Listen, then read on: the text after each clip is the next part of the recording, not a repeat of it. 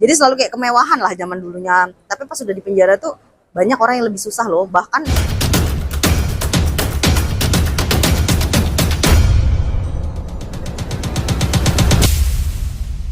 Selebgram Lina Mukherjee resmi bebas dari Lembaga Pemasyarakatan Perempuan Kelas 2 Palembang, Sumatera Selatan. Setelah menjalani hukuman selama 17 bulan, terkait kasus penistaan agama akibat konten kontroversial yang ia unggah, di mana ia memakan kulit babi sambil membaca basmalah. Selama 17 bulan mendekam di penjara, Lina Mukherjee mengungkapkan banyak kesulitan yang ia alami. Ia bahkan sempat mengalami depresi karena kehidupan di dalam penjara. Sangat berbeda dengan rutinitas yang biasa dijalaninya. Menurut Lina, awalnya ia merasa sangat tertekan dan tidak berdaya. Salah satu hal yang membuat Lina kuat selama berada di dalam tahanan, adalah adanya saling support dan menguatkan di antara sesama tahanan. Lina juga berusaha untuk menguatkan diri sendiri. Dia juga mengaku sudah tak sabar kembali bekerja sebagai konten kreator dan penyedia layanan endorsement. Lina menyebut salah satu hal yang membuat antusias yakni, bisa kembali mengumpulkan cuan. Ditemui Cek Kabar Online, di tengah kesibukannya roadshow ke beberapa stasiun televisi, Lina pun menceritakan pengalaman dan rencananya ke depan. Ya, kalau job sih alhamdulillah ya, memang aku tuh cepat ya cari uang. 12 tahun aja aku udah pinter cari uang, apalagi ini ada nama ya. Terus banyak netizen tuh yang nyawer loh. Aku sehari ditawarin 4 juta. Kemarin sempat 8 juta loh. Banyak banget karena mungkin juga aku basically sebelum masuk pesantren ya, aku tuh memang suka berbagi ya. Jadi kayak Farida Nurhan ngasih 3 juta kemarin, ada yang ngasih 5 juta, dan macam-macam lah. Dari dikasih aja udah settle ya. Apalagi nanti ada endorsement dan lain-lain. Alhamdulillah sih, diganti Tuhan sih. Aku selalu percaya ketika kita ada kepedihan yang dalam, diganti yang berkali lipat. Kalau kita percaya. Tapi pelajaran apa sih yang kamu dapat ketika kamu di dalam gitu kan? Maksudnya waktu itu kan sebelum kamu masuk, kamu lagi naik-naiknya juga kan, di sosial media, tiba-tiba tersambung masalah. Sekarang mungkin baru keluar juga langsung ditunggu gitu seperti apa? Pelajaran yang paling berharga pertama, satu, tahu mana yang setia. Karena saat di penjara semua meninggalkan, bahkan banyak teman artis yang unfollow aku loh. Di unfollow tuh kayak apa rasanya? Dia udah gak mau temenan kan karena aku berkasus. Dan kita bisa mengukur kesetiaannya orang. Dan yang pasti waktu tuh rugi. 1 jam biasanya bisa dapat 10 juta, di penjara ya gak dapat apa-apa. Dan kemudian banyak yang memanfaatkan uang lah saat itu. Habis uang aku. Hikmah yang kamu ambil selain pelajaran kan, maksudnya kan ini ada lagi nih, baru-baru ini juga kasus penistaan agama lah, ya kan?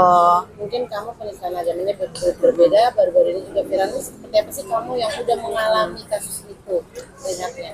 Kalau kita yang namanya nggak sengaja agama, suku, ras, dan lain-lain, itu tuh bahaya banget ya, karena attention publish-nya itu parah. Firman?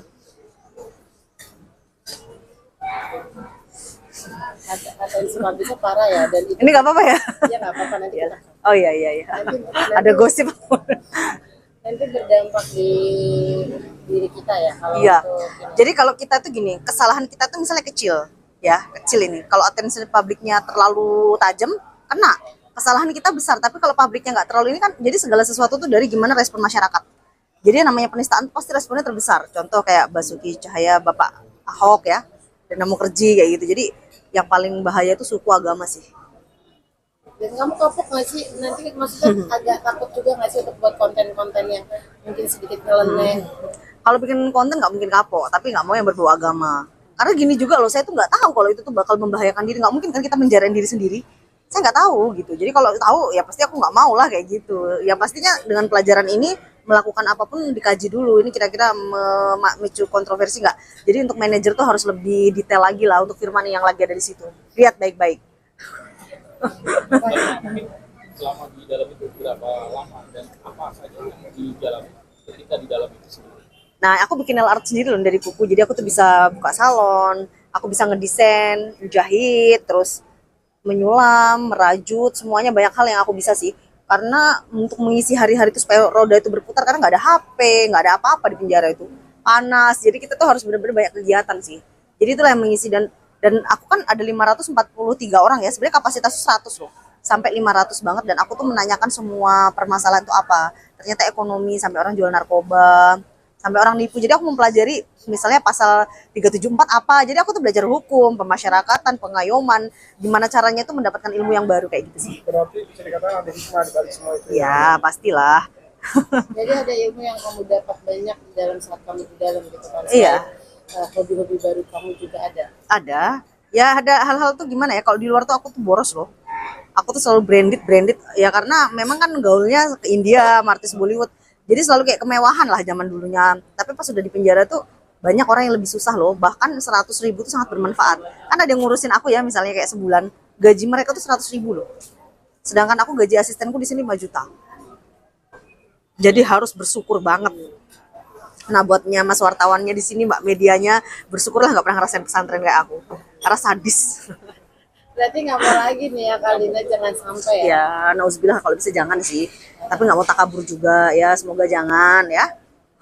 Kalina nih setelah keluar, apa sih yang pengen Kalina lakukan? Mungkin mau meniti karir lagi, membangun lagi usaha-usaha baru. Ya karena bangkrut loh, selama aku nggak ada tuh semua barangku udah nggak ada loh, dijual asisten aku, kucing aku dijual, aku nggak punya emas lagi. Ya nyata nggak punya apa-apa, baju juga banyak dikasih follower atau teman-teman artis kayak Dinar Kendi itu berbaik hati banget sama aku. Mami online, Mami Zega ya yang lagi viral juga.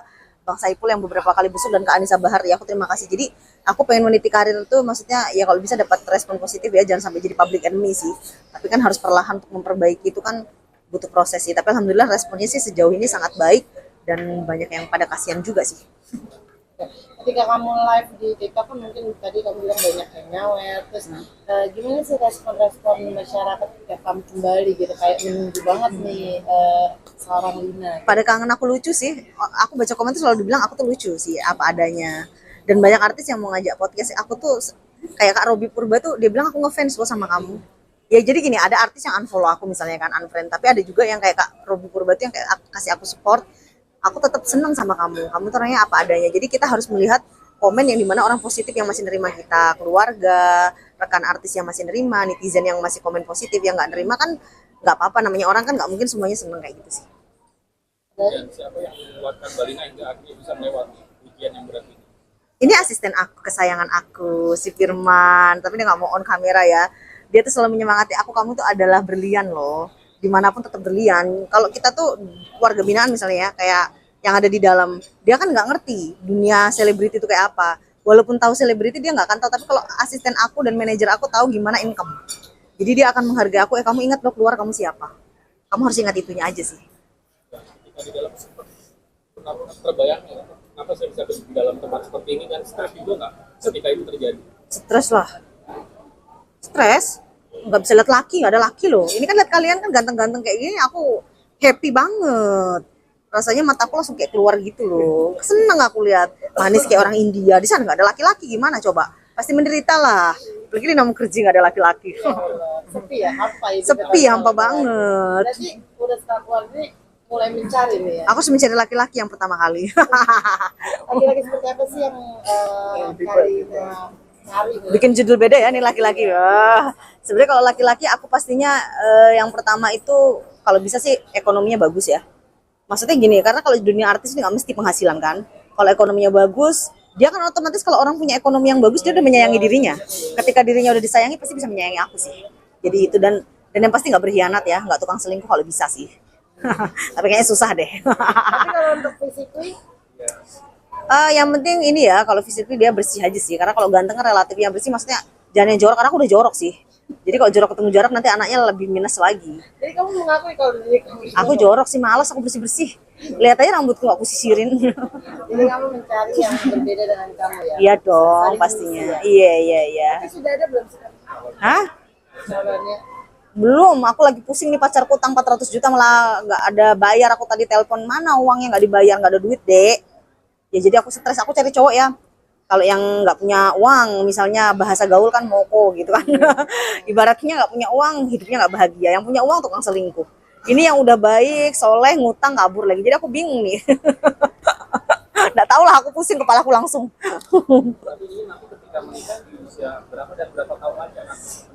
Kalau aku tuh suka ditanya ya, kenapa sih nggak menikah gitu. Sebenarnya aku mau menikah lulus SD loh kemarin. Tapi kalau jodohnya nggak ada, ya sampai menemukan. Sekarang 34 aja aku belum menemukan gitu. Apalagi di Jakarta, nggak tahu mana yang tulus, mana yang modus kan. Aku nih agak takut sama laki-laki karena banyak modusnya gitu. Tersinggung yang depan. Tapi kamu sendiri pernah dicurangin nggak sih, disakiti gitu ketika kamu udah memberikan semuanya? Ini ya kata dia yang utang itu menyakiti lah. 400 juta bukan uang kecil loh. Kalau gaji UMR aja untuk ngumpulin segitu lama. Aku nyawa aku kasih dia, tiba-tiba aku di penjara aja nggak pernah hubungin. Terus yang dulu aku pernah pacaran 6 tahun lebih, dia malah sama temen aku juga. Tega juga. Jadi aku bingung kalau aku ditanya kapan menikah, orang yang datang tega-tega semuanya. Sabar ya, sabar. Pasti ini dapat. Sehari ini aja dapat loh umur 40, apalagi dia mau kerja kan. Nanti dapatnya yang keren juga ya.